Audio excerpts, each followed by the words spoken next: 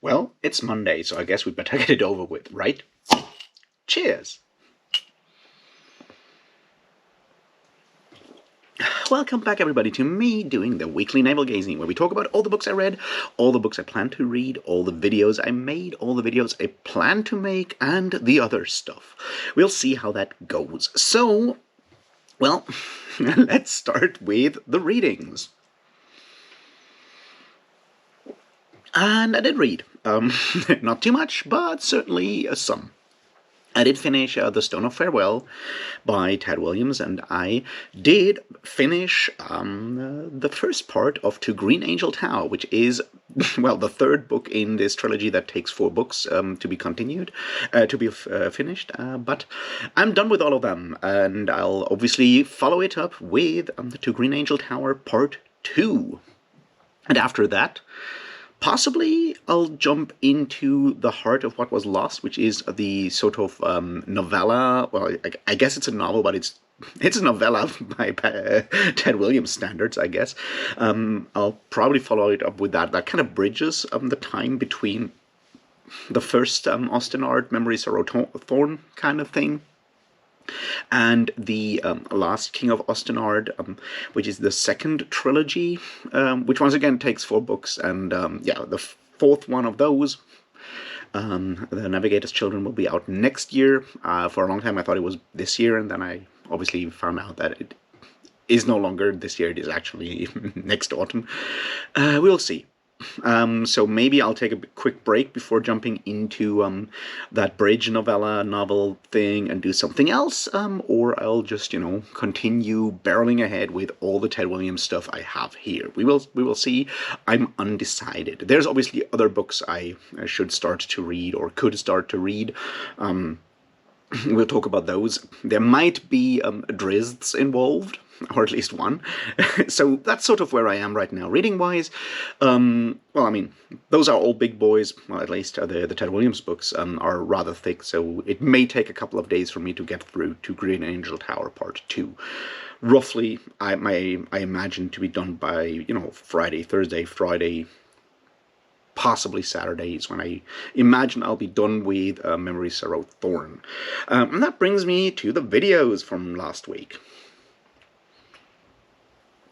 Because I did make 2. I did make one for making money, the current Discworld novel we're on with the Discworld read-along. Up next is Unseen Academicals, which is all about football and wizards. So if you want to join us for that, please join us on the Unabridged Burners Discord. We'll have a bit of a conversation in voice chat with everyone who's into this. It's not recorded, so you don't have to be shy or anything, and we'll just talk a bit about Discworld. And then I made a video about To Green Angel Tower, which is, not To Green Angel Tower, Stone of Farewell, which is obviously the second book in the Memories of Thorn series. I talked a bit more about characters there, things that I find interesting in retrospect, on like what these books did back in the day to the genre of epic fantasy in general. I was maybe slightly critical of it, but that's just what happens when I talk about books in general. So what will happen this week with videos, because this is sort of, I almost forgot, I did in fact redo the conversation about Hollow by Brian Catling that I had with Britain from Some Okie Dude a couple of weeks ago, because there were, technical issues, so we had to redo this, and it's up on his channel. I'll leave a link down below. Give him, a like, a subscribe, watch the video. It's fun, and go and read Hollow. It's a good book. So these are my my deeds from last week. So what will happen this week? Well, what will happen this week is, in fact, obviously a video about To Green Angel Tower Part 1, and, depending on when I'll be done with Part 2, on To Green Angel Tower Part 2. And that's probably enough. I'll also have to do the, or will do the monthly live stream. I'm planning to do it on Saturday, unless something dramatically changes. So mark that one down. I'll set it up as soon as I'm sure everything works. And yeah, it'll probably be a bit of a celebration, because looking at, well, I forgot to look it up before because I'm an idiot, but I did I think I did actually start my channel around somewhere in that last week of November in 2020. So this marks a 3-year anniversary of my channel, and well, we might have to celebrate that a bit on Saturday, probably. I'll let you know what exactly happens. I know I did my first live stream around that time last year when we celebrated the 2-year anniversary with Liam and John and Iskar. We'll see, maybe I'll invite some people to join me this year as well. Who knows? It's something up in the air, but mark your calendar for the Saturday. It could be fun. So that's the plans for now. I do obviously have other ideas for videos, like more abstract general stuff. I want to talk about world building. I want to talk about tropes at some point, because I think there's stuff to be said about it that I personally have issues with, and so forth. And then I'd better get started with my work on Drizzt, because that's what we need to talk about next.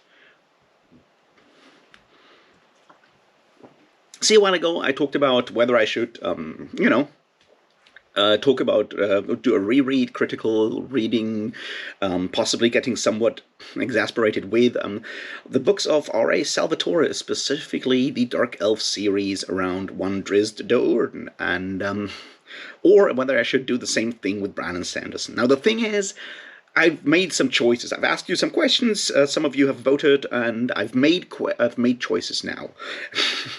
And the idea is that we'll talk about Drizzt books in December, because, yeah, I'm a bad person. I came up with the really terrible joke of Drizztmas, and now I need to do it around the holidays, the holiday season, because yes, I cannot resist a bad pun. So we will be talking about, well, that Dark Elf this year on what I have termed the 13 Days of Drizztmas. And my plan right now is to start reading these books and prepare videos, and then we'll have one video each per novel. It so happens that in some fit of nostalgia a while ago, during some sales, I spent way too many credits on Audible on Drizzt books, and then when I tried to reread them, it was a disaster. But I already have 13 of these novels, which basically covers the Dark Elf novels I read as a kid, so this will be rereads all for me. And we'll do all of that. So I'll read them, I'll make a video for each of them, and then we'll have one per day on those 13 days of Christmas, or what is called, in this case, 13 days of Drizztmas, which is, called Christmastide, or whatever you want to call it, which traditionally starts on the 25th of December, Christmas Day, and it's those 12 nights all the way to Epiphany, which is traditionally the 6th of January, which makes it 13 and not 12 days, but there's, it's religion and it's weird. Some people stop celebrating these on the 5th, and, Epiphany is its own holiday afterwards. Some people claim, or kind of continue that celebration all the way to the 6th. And as these are 13 days, I'm like, oh, well, that makes a lot of sense. We can do that. I'll have the videos prepared. So during the holiday season, when you're all stuck and bored, you can all go and watch a Drizzt video per day for 2 weeks, which sounds like fun. Right? So this is what we'll do. And if it's fun, and if I'm still sane afterwards, and if you are enjoying this, or it, reaches enough approval or enjoyment from you guys, we might do it again next year. If I'm still around next year, if the channel's still around next year, who knows what happens in a year? Time is weird, as we all know. But yeah, there's 39 of these Drizzt novels at the moment, so we can do this for 3 years before I probably give up and scream. Although at the speed Salvatore is writing, there might be another 13 for us to do the year after that. Who knows? But I don't want to, look too far in the future. For now, this is what you can look forward to in December, the 13 Days of Drizztmas. I will go in publication order, not in chronological order according to Drizzt's biography, which means we will start with the Icewind Dale trilogy and not the Dark Elf trilogy. I have reasons for that. And I think the way I want to approach this is definitely looking at, the connections to tabletop role-playing games, the way, these kind of novels influenced fantasy afterwards. And for all of that, I think it's important to start to go through this in publication order and not in a chronological order or biographical order or whatever you want to call it. Also, I tried rereading the Dark Elf trilogy a couple of years ago, and it went really, really poorly. And my memories of at least the Crystal Shard are better or more positive. So I hope I'll be more positive at the start, and I might need that that boost in the beginning before I end up giving up after one novel or whatever, because some of these are going to be very, very rough indeed. But I don't want to turn this into just like a hate fest where I just dunk on it and make cheap jokes about these novels, which is definitely possible. I'm trying to find some form of meaning and important elements in these books that go beyond, oh gods, isn't this trash? Because I don't want to be that kind of channel that just dunks on books with cheap jokes. That's not the point here. The point here is to look at something that has certainly influenced a lot of fantasy players, readers, and writers over the decades, because some of these books sold in the tens of millions of copies, which, some of the books we've talked about on this channel certainly have not. So it makes sense to talk about this, is my point here. So this is the 13 Days of Drismas. This is how they'll shake out. So if you want to get started, do some reading in advance, you are now forewarned. I would argue that starting with Crystal Shard and possibly going on into Streams of Silver is the best way to go about this. And then we'll have the first big downer when we talk about the Halfling's Gem. Although, at least there's Artemis Entreri to look forward to, because, he's a bit of a cooler character than some of the others in these books. So that's that. These are the plans for December, and I'm glad I made up my mind on this. I hope I'll be able to actually get through with it, because, it would require me, shooting videos in advance, which is a bit of a challenge for me. For numerous reasons. One of these reasons is, of course, that once I manage to record a video, I'm incredibly eager to put it out there. I basically want to, just press publish immediately and not have it lying around, because, I'll get excited about it. Also, if I don't do that, there's a good chance that, the next day I feel I missed a point and start reshooting it and re-recording it and so forth, and go down that continuous spiral of, just, not doing the things I'm supposed to, and not giving up on a piece, well, I don't want to call it a piece of art, but a video in this case, a piece of creative work, let's call it that. And it's one of the hardest skills, I think, that anyone doing writing, doing art, doing YouTube videos has to learn, is to know when something is actually done, because it's so easy to go well, I could probably change this one word here, or I could probably do it, and you'll never stop. You'll never end working on it, and that's that leads to no videos, and we don't want that. So having videos recorded and basically preloaded for a couple of days sounds like a challenge to me. So we'll see if I'm able to actually do that. It's a bit of an experiment, but then again, all the things I do are basically experiments. And speaking of experiments, I have made new mead. It's in the process of becoming mead, so it's still fermenting.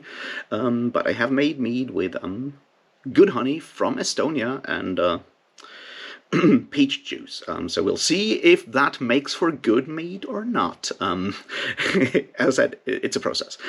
So that's basically all the things I did last week. I also felt, not very good at the moment, and I think that's something we need to talk about for a moment here, because there's something happening there.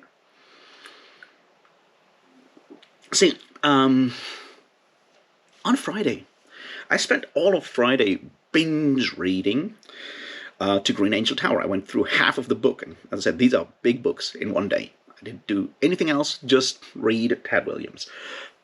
And I do have a lot of critical thoughts about these books.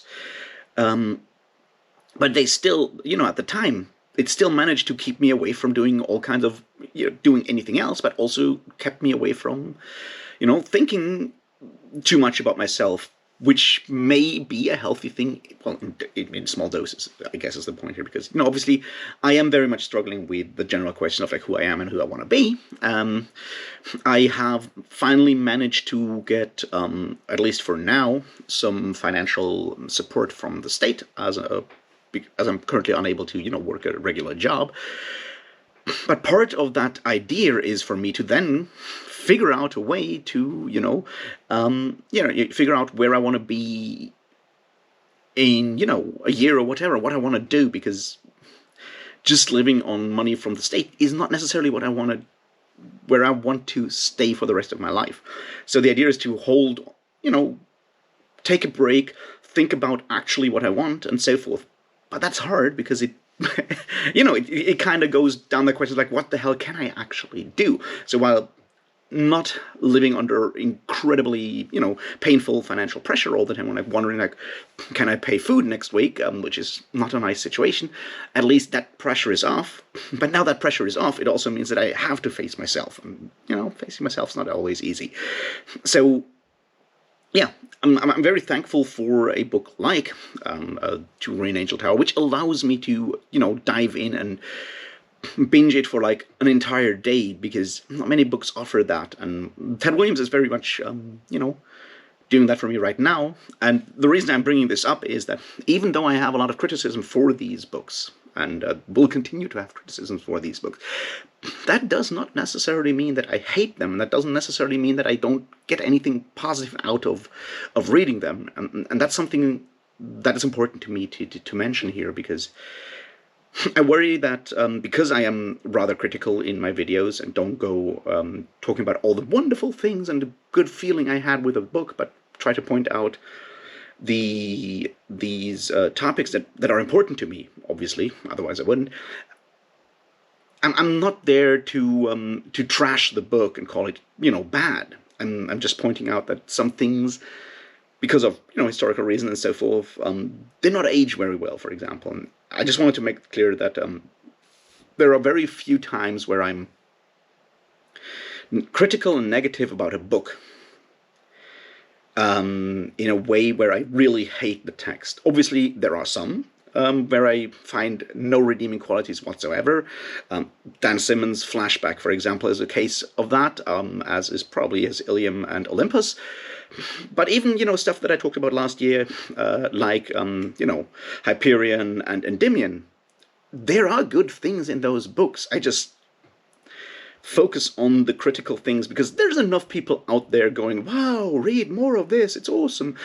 Because being one-dimensional in a lot of ways, I think, is part of where booktube or book content on the internet has ended up, where it's like you either trash talk a text and just like point out all the bad things in a way that makes it easy for people in the comments or watchers to chuckle along and feel superior for noticing all these things and trashing it,